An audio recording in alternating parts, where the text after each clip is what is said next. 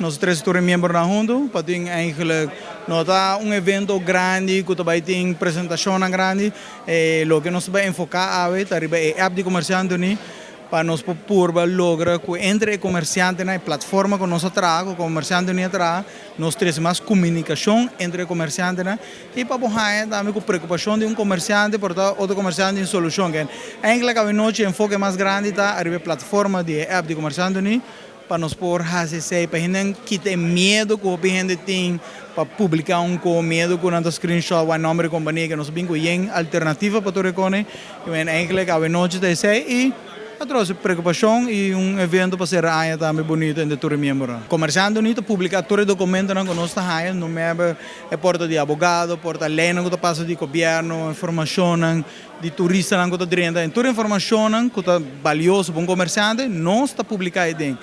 Mas também tem chat grupo dentro onde comerciante pode fazer uma pergunta, você me tem tal problema que o bebê é bem importante. Outro comerciante pode contestar, você tal maneira pode resolver. Que eigenlijk é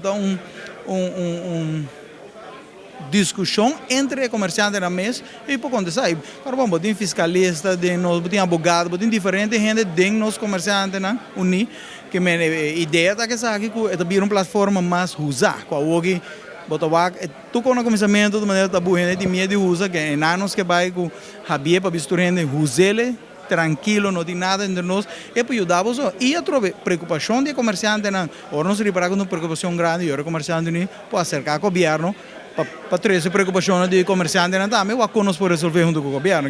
Essa é eigenlijk a ideia atrás de full a plataforma que nós temos trabalhado. Network é importante intercambiar ideias de business e depois internamente a firma dele? Claro, mas acaba. Ora, se por meio de 5 minutos tem algum tópico muito interessante que vem com comerciante, com ideia nova, de coisa que sim, me quer sei também da parte de não gente comerciante novo também, para comerciante oferecendo serviço de nos plataforma também pode oferecer, nós também abre maneira market, maneira Facebook de nos app, que pode fazer promotion também. Tudo isso nos saia informação de nos membros também, tudo que nós temos nos updatar nos plataforma também. Nós seguro para sempre lei para lei para todos. Se tá paga, tudo tem que pagar, ou não tá paga. Esse é lema de comerciante unido. Sim, nosso crescimento está steady, nós queda crescer e agora pode ser vendo na cena de viagem, está crescendo mais a droga.